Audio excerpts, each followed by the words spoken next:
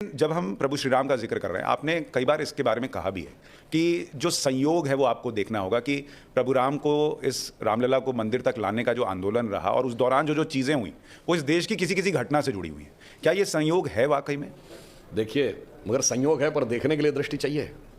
जैसे टेलीस्कोप चाहिए planetary movement को देखने के लिए। आपको क्या चश्मे से नहीं दिख रहा है तो भैया अपना चश्मा उतारो, फिर देखो यारो दुनिया नई है, चेहरा पुराना।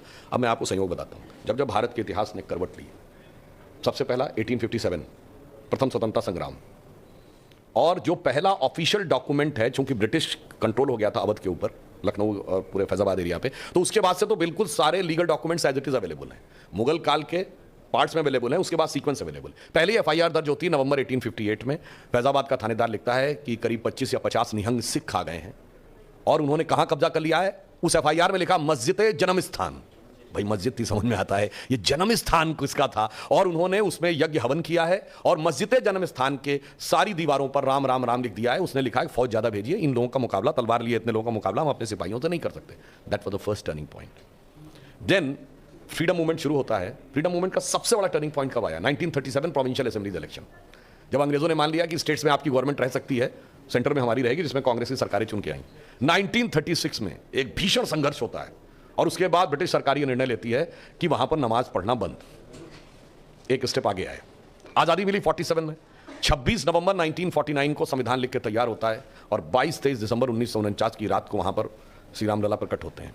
और कोर्ट की परमिशन के बाद, भले ही ताले में बंद करके, मगर पूजा अर्चना की परमिशन दे दी जाती। एक स्टेप मामला आगे बढ़ गया। ठीक, उसके बाद आइए 1986 में ताला खुलता है। बहुत से बच्चों को नहीं लगेगा, कुछ लगेगा कि ये क्या बात हो रही है, पर इंडिया की ओपननेस की शुरुआत उस जमाने में हुई थी। ये गैट WTO में बदलने की शुरुआत अगर उरुग्वे राउंड ऑफ टॉक्स 1986 में शुरू हुई थी, that eventually converted into WTO इन 95। अब आइए राम मंदिर का आंदोलन प्रखरता से शुरू होता है 1990 से 92। इसी दौर में भारत की पॉलिटिक्स चेंज होती है, यूनिपोलर से बाइपोलर होती है। इसी दौर में अगर आप देखें, विवादित ढांचा भी टूटता है और अर्थव्यवस्था का पुराना नेहरूवियन मॉडल भी ध्वस्त होता है। एक नई अर्थव्यवस्था उभर के सामने आती है। पीवी नरसिम्हा राव जी प्रधानमंत्री थे और राम मंदिर का भी एक नया स्वरूप आता है, भले ही वो छप्पर के अंदर थे। अगला बड़ा पड़ाव आया राम मंदिर के लिए, जब इन लोगों ने जानते क्या किया था? जब खुदाई में 1976 में खंबे निकल आए थे, तो लेफ्टिस्ट हिस्टोरियंस के प्रभाव में इंदिरा गांधी की सरकार ने रुकवा दिए थे। बात के मोहम्मद ने कही है, जो ज्वाइंट डायरेक्टर के रूप में उस आर्कियोलॉजिकल एक्सकेवेशन का नेतृत्व कर रहे थे। फिर कोर्ट से रोक लगवा दी कि खुदाई नहीं हो सकती। अब खुदाई पे रोक थी, मगर तब तक रडार मैपिंग की टेक्निक आ गई सन 2000 में। तो भाई ऑपरेशन पे रोक था, अल्ट्रासाउंड पे तो रोक नहीं था। वो रडार मैपिंग में की रिपोर्ट सरकार ने की और कोर्ट के सामने रख दी। कोर्ट ने कह दिया ठीक है खुदाई कीजिए। 2003 में नीचे 8-10 खंबे निकले, स्ट्रक्चर दिख गया। और 2003 ही वो वर्ष है जब इंडिया करंट अकाउंट सरप्लस हुआ। 2003-4 के ही चौथे क्वार्टर में हम एक बार 10% की रेट को तय करिए। 2003-4 ही वो वर्ष है जब भारत का, जब बाबरी ढांचा था तो फॉरेन एक्सचेंज जब 1 बिलियन के नीचे था। 2003 में 100 बिलियन हुआ।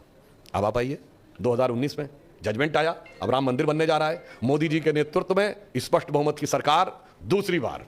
उत्तर प्रदेश में पहले 325 सीटों की सरकार, अब 255 की सीटों की सरकार। अब फॉरेन एक्सचेंज दर कितना है? 600 बिलियन। अब हम क्या हैं? सबसे हाईएस्ट फास्टेस्ट ग्रोइंग अर्थव्यवस्था है 7.8% के साथ। तो मैं तो कह रहा हूं, ये प्रभु की माया को समझो। तो जब भगवान जागृत हो रहे थे तो ये राम मंदिर के लिए कहते थे ना, राम लला हम आएंगे, मंदिर वहीं बनाएंगे, तारीख नहीं बताएंगे। जनाब, ये राम मंदिर कोई इमारत नहीं थी और तारीख कोई डेट नहीं थी। तारीख थी भारत की काल चक्र की गति में ऊपर उठना। और अब देखिए, अब तो ऐसी तारीख आई है कि आपको पता, अंग्रेजों के जमाने का CRPC भी कैंसिल हो गया। वो जो आप लोग फिल्मों में डायलॉग सुनते थे, तारीख पे तारीख, तारीख पे तारीख, अब वो बंद कर दिया गया। अब ये हुआ भाई, चार्जशीट के बाद 90 दिन में केस शुरू करना ही पड़ेगा। अगर जज साहब ने जजमेंट, मतलब हियरिंग कंप्लीट हो गई, 14 दिन में जजमेंट सुनाना पड़ेगा। जजमेंट सुनाने के बाद 1 हफ्ते के अंदर सजा सुनानी पड़ेगी। अगर किसी को मर्सी पिटीशन करना है तो 30 दिन के अंदर करना पड़ेगा। यानी सोचिए, जब तारीख आई है तो तारीख पे तारीख की बात भी तारीख में कहीं गुम होती नजर आ रही है। क्या बात है, बहुत बढ़िया।